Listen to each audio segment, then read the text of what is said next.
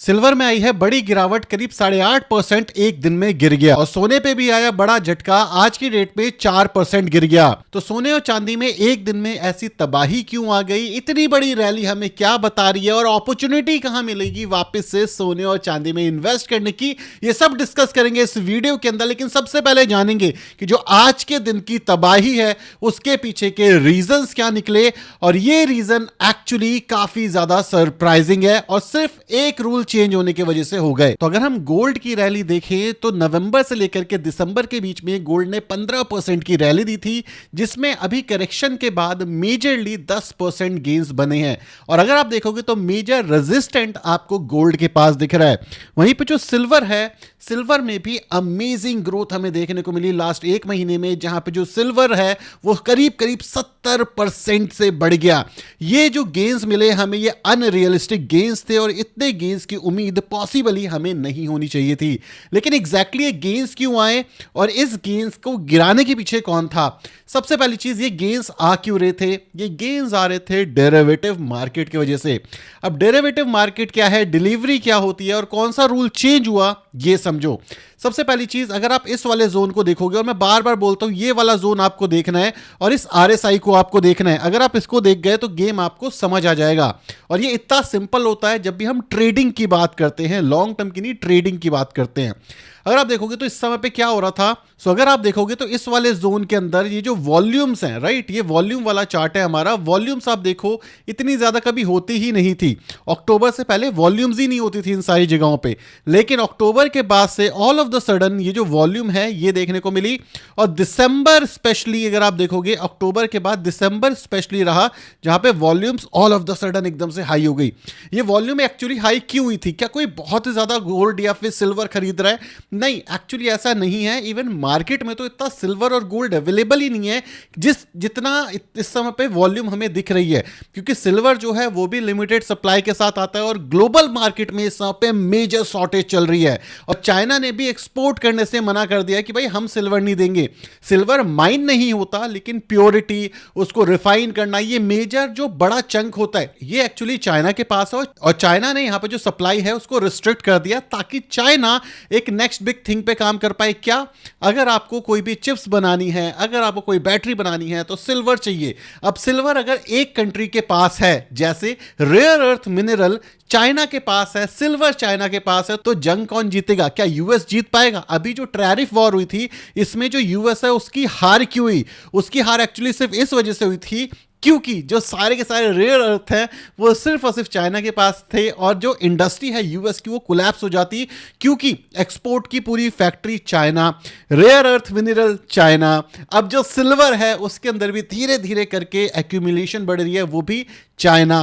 तो जो यूएस है वो अपना डोमिनेंस खोएगा। तो अब जो यहां पे वॉल्यूम्स आई इसको समझो और गिरावट को समझो, क्योंकि डिलीवरी लेकर के इतनी बड़ी जो क्रैश है इसको लाना काफी ज्यादा मुश्किल हो जाता है। लेकिन अगर आप देखोगे हुआ क्या, यहां पे ये सारी वॉल्यूम्स हुए थे डेरिवेटिव्स की वजह से। तो एक है सीएमई ग्रुप। सीएमई ग्रुप ने क्या करा, जो मार्जिन है उसको लिमिट कर दिया। जो शंघाई है, मतलब जो चाइना है, उसने ये सोचा था कि भाई हम क्या करेंगे, सप्लाई को रिस्ट्रिक्ट कर देंगे तो प्राइस ऊपर जाएगा। लेकिन इससे हो क्या रहा था? इससे हो रहा था मार्जिन कॉल हिट। इससे क्या हो रहा था, जो लॉन्ग वाले लोग थे वो पैसा कमा रहे थे। इसका सिंपल सा मतलब ये है, सपोज को चाइना के कुछ बड़े ट्रेडर है, उन्होंने बोला कि जो सिल्वर है ना वो $100 पे पहुंचा देते, तो उन्होंने लॉन्ग की बेट ले ली कि अगर प्राइस ऊपर जाएगा तो वो पैसा कमाएंगे। वहीं पे एक दूसरे इंसान ने सोचा कि यार इतना ज्यादा ना सिल्वर बढ़ चुका है, अब मुझे लगता है गिर जाएगा, तो उसने शॉर्ट कर दिया, मतलब प्राइस गिरने पे बेट कर दी। अब अगर यहां पे जो मार्जिन है वो बढ़ा हुआ है, मार्जिन का मतलब है कि आपने ₹100 तो खरीदे, ये आपके पास कैश है, लेकिन जो कंपनी है उसने आपको ₹80 का मार्जिन ले लिया। तो अब क्या वॉल्यूम हो गई, आपके पास ₹100 हैं लेकिन ₹80 का आपने एक्स्ट्रा माल खरीद लिया। वो ₹80 कौन दे रहा है? कंपनी वाले दे रहे हैं, उस पर आप पे टैक्स लिया जाएगा। अब क्या होता है, आप यहां पे 100 और 80 की बात कर रहे हो, यहां पे तो करोड़ों और खरबों की बात हो रही है। तो वहां पर जब इतने बड़े बड़े मार्जिन मिलते हैं तो ये वॉल्यूम जनरेट होती है। और अगर जो लॉन्ग वाले हैं उनके पास कैश ज्यादा है और लॉन्ग पे मार्जिन भी ज्यादा मिल रहा है, तो इसको उठा करके ऊपर लेकर के चले जाते हैं। अब फंसे कौन? फंसे यहां पे शॉर्ट वाले। अब शॉर्ट वाले क्या कह रहे हैं कि भाई मुझे एग्जिट दो, और वो एग्जिट नहीं कर पा रहे। ठीक है, प्रॉब्लम यहां पर ये आ रही है। तो उसके बाद क्या आता है, सीएमएम ग्रुप आता है और कहता है भाई हम मार्जिन को लिमिट कर रहे हैं, कट कर रहे हैं, ताकि ये जो एकदम से वोलेटिलिटी या ग्रोथ आ रही है प्राइस में, ये रोकी जा सके। अगर आप देखोगे बहुत बड़ा सा आर्टिकल इन्होंने करा है कि भाई कितना मार्जिन देंगे, कितने रुपए पे कितना मार्जिन होगा, एक्सपायरी पे क्या होगा, ये पूरा डॉक्यूमेंट है, यहां पे आप पढ़ो। लेकिन इस पूरे डॉक्यूमेंट का सार ये है मोटा मोटा कि मार्जिन पे कट लाया गया, जिस वजह से जो सिल्वर के प्राइजेस हैं वो गिरने शुरू हुए, और जो शॉर्ट करके बैठे थे अब उनको थोड़ा सा एग्जिट का मौका मिलेगा, निकलेंगे, थोड़ा बहुत पैसा बच जाएगा। तो ये मेन रीजन है। अब बात आती है डिलीवरी की, और डिलीवरी में तो और तबाही है, क्योंकि डिलीवरी के लिए आपके पास सिल्वर है ही नहीं, तो आप डिलीवरी लोगे कैसे? दूसरी चीज, जिस हिसाब से डेरिवेटिव्स इस समय पे बहुत ही ज्यादा एक्टिव हो चुके हैं सिल्वर के अंदर, यहां पे जो डिलीवरी है वो तो आप ले नहीं सकते, क्योंकि सप्लाई नहीं है, इतना बिक गया है। फ्यूचर में बात हो रही है ना कि भाई फ्यूचर में गिरेगा, फ्यूचर में उठेगा, एक्सपायरी डेट, एक्सपायरी मतलब इसको इस तरीके समझो कि मुझे लगता है कि 28 जनवरी 2026 को ये प्राइस बढ़ेगा। फ्यूचर की बात हो रही है, अभी तो मुझे लेना नहीं है, थोड़ा सा पैसा डाल करके मैं खरीद सकता हूं, और दूसरे को लगा कि भाई गिरेगा। अब फ्यूचर की बात हो रही है, यहां पे फिजिकल की बात ही नहीं हो रही। अब जो गिरावट 29 नवंबर को हुई थी वो भी इसी वजह से हुई थी, जिस वजह से तबाही आई थी बाजार में, क्योंकि एक्सपायरी आ गई थी। अब क्या होता है, यहां पे buy sell buy sell buy sell buy sell buy sell चल रहा है। अब एक्सपायरी आ जाती है और इतना सिल्वर है ही नहीं मार्केट में कि आप डिलीवरी ले सकते हो। या तो आप डिलीवरी लो, अब किलो के भाव में इतना सिल्वर कौन डिलीवरी लेगा? कोई नहीं लेगा ना, क्योंकि कमोडिटी है, किसी को जरूरत नहीं है, ये तो बस ट्रेड हो रहा है। तो इस सिचुएशन में जिन इंडस्ट्रीज को इसकी जरूरत है, क्योंकि अब इंडस्ट्रियल यूज भी हो गया है, वो इंडस्ट्री हाई पैसा दे रही है क्योंकि प्राइस ऊपर जा रहा है। इसी के साथ साथ जिनके पास पैसा नहीं है, जो फ्यूचर एंड ऑप्शन करके इसके प्राइस को बढ़ा रहे हैं, वो भी काफी सारा लॉस कर रहे हैं और काफी सारा प्रॉफिट कर रहे हैं। तो ये ग्रुप ये कहता है कि भाई हम काफी सारे रूल लेकर के आ रहे हैं, आसान भाषा में समझा रहा हूं मैं, कोई फायदा नहीं इसको कॉम्प्लिकेट करने का, कि अब आपकी जो वॉल्यूम्स है उसको धीरे धीरे करके कम करने की कोशिश की जाएगी, ताकि जो एक्चुअली नीड है इस समय पे मार्केट के अंदर, जिसको फुलफिल नहीं किया जा रहा, तो उसको फुलफिल किया जा सके। ऐसा मैं क्यों कह रहा हूं? सपोज करो मार्केट के अंदर सिल्वर है ही नहीं, है ना, जब डिलीवरी का टाइम है सिल्वर नहीं है, तो आपको याद होगा 29 दिसंबर में क्या होता कि सिल्वर की जितनी डिमांड थी और जितना ट्रेड हो गया था उसके बीच में सरप्लस आ गया था, है ना, गैप था बहुत बड़ा। तो उस सिचुएशन में क्या होता, सिल्वर भागे जा रहा था, लेकिन अगर डिलीवरी लेनी भी पड़ती तो आप डिलीवरी नहीं ले सकते थे, क्योंकि सिल्वर ही अवेलेबल नहीं है मार्केट में इतना। अब सिल्वर अवेलेबल नहीं और ट्रेड हो रहा, तो ये एक दिक्कत आ जाती है, मिसमैच हो जाता है। बहुत बहुत सालों के बाद एक्चुअली ये चीज देखने को मिली है। और इवन एक बार तो ऐसा हुआ था एनर्जी कमोडिटी एक्सचेंज के ऊपर कि एनर्जी के प्राइसेस माइनस में चले गए थे, मतलब ऑयल फ्री में मिल जाएगा आपको, ये पास्ट में हो चुका। तो सिल्वर के साथ भी ये चीज हो सकती है, नो वन नोज, राइट। तो इस वजह से ये चीज हुई है। अब बात करते हैं क्या यहां पे अपॉर्चुनिटी बनेगी? ऑब्वियसली अपॉर्चुनिटीज बनेगी, लेकिन हुआ क्या है इसको समझो। और कल मैंने वीडियो बनाई थी कि भाई मैं तो सोच रहा था इन्वेस्ट करने की, भाग गया था, अब मेरे को भी वापस अपॉर्चुनिटी मिलेगी। हमारे पास एक डेटा आता है कि जब जब मार्केट के अंदर 10% से ज्यादा एक दिन के अंदर गेन्स आए हैं सिल्वर के अंदर, अगला पूरा महीना जो रहा है वो भाई कंसोलिडेशन में रहा है, मतलब गिरता रहा है और उसके बाद कंसोलिडेट करता रहेगा। ठीक है, शॉर्ट भी हो गया, मार्जिन भी हमारे फेवर में काम कर रहा है, तो चांसेस हाई है कि ये थोड़ा सा और गिर जाए।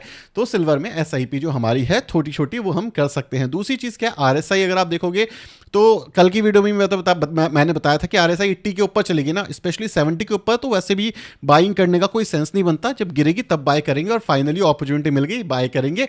कब खरीदना शुरू करेंगे? एसआईपी तो चलो कर सकते हैं, बट कब खरीदना शुरू करेंगे? जब आरएसआई 44 के आसपास आ जाए तब खरीदेंगे। अगर मैं गोल्ड की बात करूं, सो गोल्ड अभी कहीं जाता हुआ पर्सनली मेरे को नहीं लगता कि कहीं जाता हुआ दिखेगा, वापस मोस्ट प्रॉब्ली हो सकता है अगर कल एक और इसी हिसाब की गंदी गिरावट हमें देखने को मिल जाती है गोल्ड के अंदर, तो गोल्ड मोस्ट प्रॉब्ली हमें इसी वाले जोन के आसपास आता दिखेगा। मतलब यहां से ऑल टाइम हाई से जो गिरावट है हमारी, वो हमें आते हुए मिल जाएगी करीब 8-9% की ऑल, और जैसी ये हमें गिरावट आते हुए दिख जाएगी, हम यहां पे बाइंग शुरू कर सकते हैं। अब जो गोल्ड है, क्या वो तबाह हो जाएगा? मतलब क्या 40% गिर जाएगा? नहीं, मोस्ट प्रॉब्ली गोल्ड 40% नहीं गिरेगा, और हो सकता है गोल्ड और बढ़े। इसके पीछे के कुछ रीजंस मैं बताता हूं। रीजन है, हो सकता है, नहीं हो सकता, ये बात की बात है, जो मार्केट में खबर चल रही है वो मैं आपके साथ शेयर करता हूं। अगर आप देखोगे स्टीन फाइल, इस समय पे काफी बात हो रही है, जिसके अंदर यूएस की जो बड़े बड़े लोग हैं उनका कुकर्म छुपा हुआ है, वो निकल के आ रहा है। इसमें डोनाल्ड ट्रंप भी लपेटे में आ गए हैं, जो रिसेंट फाइल निकली, अगर मैंने फाइल का नाम सही लिया है तो, नहीं तो मैं लिख दूंगा यहाँ पे। अब वहां पर क्या हो रहा है कि जो ये फाइल निकली है ना, उसके अंदर डोनाल्ड ट्रंप के ऊपर काफी प्रेशर बन रहा है कि भाई तुम उस बंदे के साथ कर क्या रहे थे, तुम उसके जेट में क्यों थे? कोई क्राइम नहीं है, लेकिन एक क्रिमिनल के साथ अगर आप देखिए आपके रिलेशन हुए तो ये किसी भी पॉलिटिकल पार्टी के लिए अच्छा नहीं होता, राइट? तो ये चीज हमें देखने को मिली। सो इस वजह से हो सकता है आने वाले जो इलेक्शंस हों वहां पे जो डोनाल्ड ट्रंप है उसको बोला जाए एक काम करो, आप प्रेसिडेंट बने रहो, लेकिन आपके पास से पावर छीन ली जाती है। तो इससे भी क्या होगा, अनसर्टिनिटी, मतलब ग्लोबल करेंसी जो है हमारी डॉलर, उसके उस देश में अनसर्टिनिटी। अभी आप देखोगे यूएस के पॉलिटिशियंस की धज्जियां उड़ी पड़ी हुई है ना, हर जगह उनकी नाम हो रही है, बदनामी हो रही है। तो क्या हो रहा है, डॉलर के ऊपर से इमेज खराब हो रही है। आप सोच रहे होगी कि भाई डोनाल्ड ट्रंप से डॉलर का क्या लेना देना, हर एक चीज से लेना देना है। आज की डेट में किसी भी सरकार के अंदर कोई गंदा चीज निकल करके आ जाए उसके सीनियर मैनेजमेंट के लिए, भाई वो करेंसी गिरना शुरू हो जाती है, ट्रस्ट फैक्टर खो जाता है लोगों का वहां पे, चाहे वो डॉलर ही क्यों ना हो। अगर आपको याद होगा इंडिया में भी ये काफी बार पास में हुआ है, इस लेवल की चीज तो नहीं बट इससे रिलेटेड जहां पे स्कैम निकले तो आईएनआर काफी ज्यादा फॉल करता हुआ दिखा है, राइट? सो नेट नेट अगर हम देखें तो गोल्ड एंड सिल्वर में तबाही आई है, क्या ये कंटिन्यू रहेगी? नो वन नोज, पहली बात। लेकिन अगर इसी हिसाब से जो मार्जिन है उसको कट कर दिए गए हैं तो वॉल्यूम्स में थोड़ी सी डिक्रीज देखने को मिल सकती है, थोड़ी मतलब थोड़ी सी। ये जो बड़े बड़े वॉल्यूम हैं ये तो कहीं नहीं जा रहे, ये तो अभी भी यहीं रहेंगे। लेकिन एक और चीज देखता हूँ, गोल्ड के अंदर जो शार्प डाउनफॉल दिखाए ना आपको देख करके आज मुझे बड़ा मजा आया, क्योंकि अब मैं अपनी एसआईपी शुरू कर सकता हूँ। कल वीडियो में बोला था, आज हो गया भाई साहब, मजे ही मजे है, ठीक है? सो ओवरऑल गिरावट है बट गेंस काफी अच्छे हैं, तो ये गिरावट इतनी मीजे गिरावट नहीं लगती। सो नेट नेट अगर देखा जाए तो पॉजिटिव साइन है। एसआईपी करना है तो थोड़ा और गिर जाए तो एसआईपी हम शुरू कर सकते हैं। जो मेरा पॉइंट ऑफ व्यू है कि भाई 5% के आसपास मैं अपने ओवरऑल पोर्टफोलियो का गोल्ड रखूंगा, अगर और गिर गया तो शायद थोड़ा और बढ़ा दूं। सिल्वर में 3 से 5%, 3% मैक्सिमम रखूंगा, क्योंकि सिल्वर में मुझे रिस्क लगता है। क्या सिल्वर मैं फोमो की वजह से ले रहा हूँ? हाँ, इसमें कुछ गलत नहीं है बोलना कि भाई सिल्वर लेने में कोई दिक्कत नहीं है, एक्चुअली इंडस्ट्रियल यूज केस दिख रहा है। लेकिन अगर हम ये बोलें क्या ये ऊपर और जा सकता है, नो वन नोज, मुझे भी नहीं पता।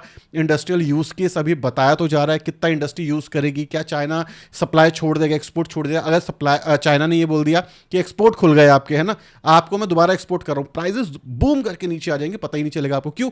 फोमो में बढ़ेंगे सारे के सारे प्राइजेस। तो ये सारी चीजों का ध्यान रखना।